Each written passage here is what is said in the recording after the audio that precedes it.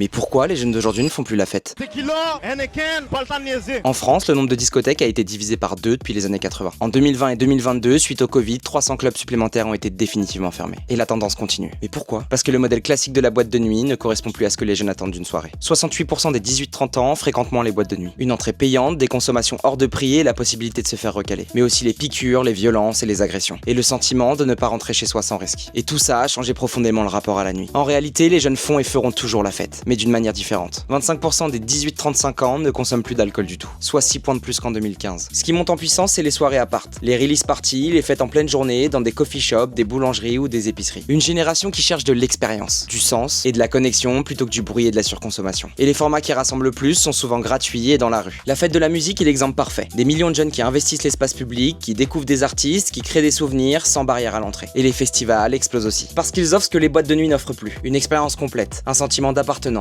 et quelque chose de vrai à raconter le lendemain. La fête a toujours été la façon dont une génération affirme qu'elle existe. Ce qui a changé, c'est le cadre dans lequel elle a choisi de la faire. Et dans ce podcast, je rencontre chaque jour des jeunes qui organisent des soirées culturelles et qui créent des événements dans des endroits qui n'étaient pas faits pour ça au départ. Des jeunes qui ne font plus la fête comme avant, mais qui la font à leur image.